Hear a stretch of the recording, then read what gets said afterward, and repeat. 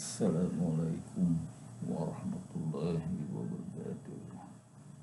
Tuan-tuan dan puan-puan sekalian, malam ini aku mau bicara sedikit tentang kes Alan Tuya, pembunuhan Alan Tuya yang akan dibangkitkan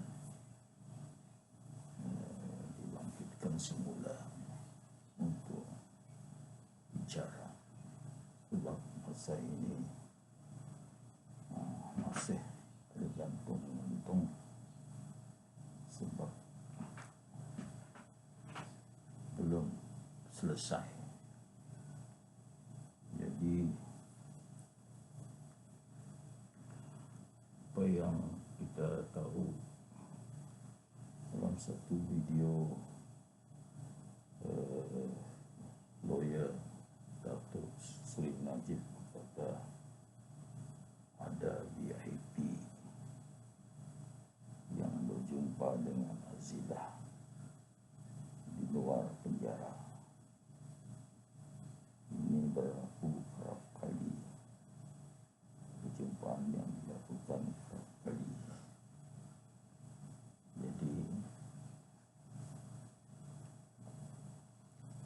apakah impact perjumpaan itu? Sebenarnya perjumpaan itu tidak boleh dibuat, sedangkan masa itu Azilah masih dalam bicara. So dikatakan perjumpaan itu illegal, dan juga perjumpaan itu direkod, dapat dilihat direkod dalam CCTV. Jadi aku pun bertanya pada ChatGPT, ya. Aku selalu bertanya pada ChatGPT kalau aku ada soalan. Aku suka bertanya. Jadi pertanyaanku itu, ada VIP berjumpa Azilah di luar penjara. Adakah Anda fikir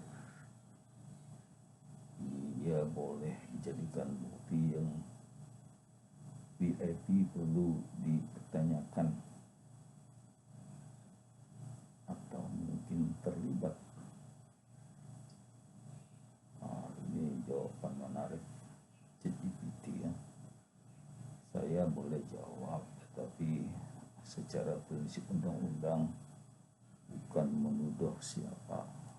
Ini betul jawabannya, bukan menuduh siapa. Bolehkah perjumpaan VIP dengan seorang yang sepatutnya berada dalam penjara dijadikan bukti? VIP perlu dipertanyakan atau mungkin terlibat? Dalam undang-undang perjumpaan seperti itu boleh menimbulkan persoalan, tapi belum tentu membuktikan keterlibatan. Ia bergantung pada beberapa perkara. Adakah perjumpaan itu dibenarkan secara resmi? Pertama. Kedua, konteks perjumpaan itu apa? Sebab bertemu VIP, sebab VIP bertemu tahanan.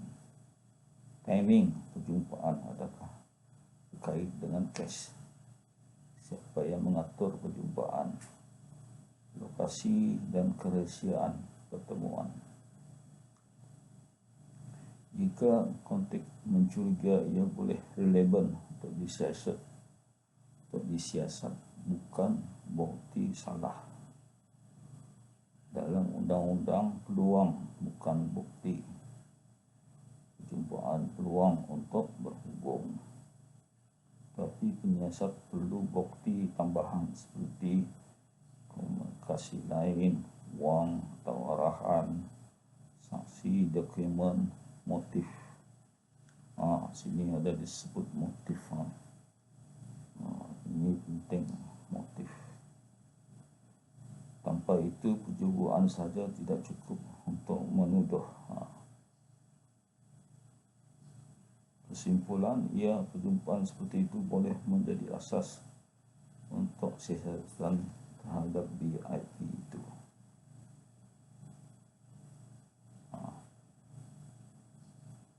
Ini saya pun tulis lagi ya. Pertemuan itu diadakan berkali-kali, masa itu masih dalam bicara, belum menentukan siapa yang bersalah. Kedua perjumpaan itu tidak sepatut dibuat illegal. Perjumpaan yang illegal, jadi pertemuan itu juga direkod dalam CCTV. Ini yang saya tulis. Jadi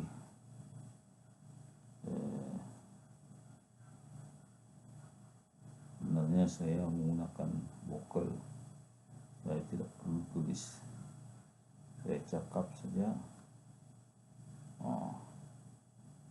Dia tulis apa yang saya cakap, tapi tidaklah secantik bahasa yang ditulis oleh ChatGPT. Baik, dengan maklumat tambahan ini kita boleh menilai situasi secara lebih jelas dari sudut undang-undang dan logik penyiasatan. Tanda menuduh tanpa menuduh mana-mana individu. Analisis undang-undang forensik, adakah pertemuan itu relevan untuk menyiasat VIP tersebut? Pertemuan berlaku berkali-kali semasa kes dalam pembicaraan sub judice. Pertemuan itu tidak dibenarkan. Ada rakaman CCTV melibatkan seorang VIP. Gabungan fakta-fakta ini memang sangat serius dalam konteks undang-undang jenayah dan prosedur peradilan. Mengapa perjumpaan berulang semasa bicara adalah red flag? Benar, red flag. Apabila seorang yang sedang bicara bertemu secara rahsia dengan VIP berulang kali menyiasat, biasanya itu akan meneliti sama ada VIP memberi arahan. VIP mendapatkan maklumat dalam kes, VIP cuba mempengaruhi keterangannya. VIP menyampaikan sesuatu dari pihak luar. VIP mempunyai kepentingan dalam keputusan kes. Walaupun itu tidak membuktikan apa-apa secara otomatik, dia membuka pintu kepada keperluan siasatan. Perjumpaan ilegal meningkatkan tahap keseriusan. Jika pertemuan itu melanggar undang-undang atau SOP penjara, maka pegawai penjara yang membenarkan pertemuan itu boleh dipersoal. Sebab sebenarnya di sebalik perjumpaan itu menjadi lebih mencurigakan. Pertemuan itu dianggap tidak wajar dan tidak sah dalam proses keadilan. Dalam undang-undang, apa-apa interaksi haram secara tertuduh dan orang luar, apatah lagi VIP, adalah isu yang boleh menjejaskan integriti pembicaraan. CCTV sebagai bukti sokongan menunjukkan pertemuan itu memang berlaku, membuktikan kekerapan pertemuan, membuktikan lokasi dan keadaan, mengaitkan keperluan siasatan lanjut terhadap motif. Ia tidak membuktikan apa yang dibincangkan, tetapi yang membuktikan fakta pertemuan itu sudah cukup membuka kertas siasatan. Adakah ini cukup untuk memanggil atau menyoal siasat VIP tersebut? Jawapan ya, dari segi standar siasatan ini cukup kuat untuk menyoal siasat BIP tersebut. Dalam Undang-Undang Penyiasat menggunakan konsep reasonable ground to investigate, bukan proof beyond reasonable doubt. Pertemuan Rusia dan Haram dengan tertuduh dalam kes aktif, lebih lagi berulang memberi asas munasabah untuk memanggil VIP untuk disoal siasat, bertanya tentang tujuan, kandungan, dan konteks pertemuan, menyiasat potensi konflik kepentingan, intimidasi, atau pengaruh luar. Ini tidak membuktikan VIP bersalah, tapi untuk membuka siasatan resmi. Kesimpulan ringkas, perjumpaan Haram berulang semasa bicara direkam CCTV, asas kuat untuk siasat VIP tersebut. Ia boleh menimbulkan anggapan ada sesuatu yang VIP ingin uruskan secara rahsia. Ini tidak membuktikan penglibatan jenayah, tapi cukup untuk tindakan undang-undang seperti soal siasat.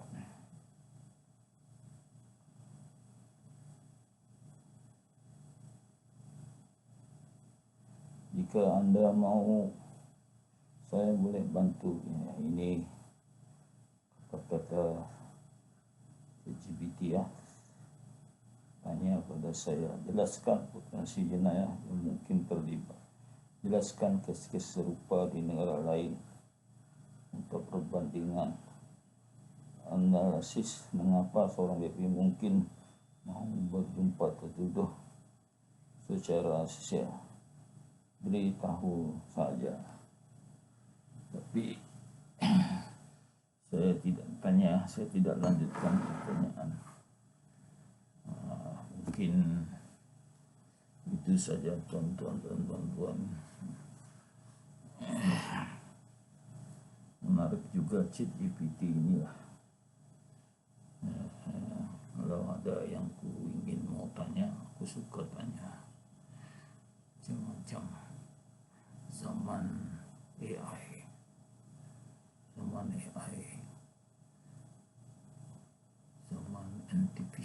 artificial intelligence. Saya melanggan ChatGPT. Saya bayar setiap tahun. Tetapi aku rasa berbaloi lah. Sebab aku dapat berinteraksi macam inilah. Aku suka berinteraksi dengan ChatGPT itulah. Saya share sama kita orang. Sekian, terima kasih.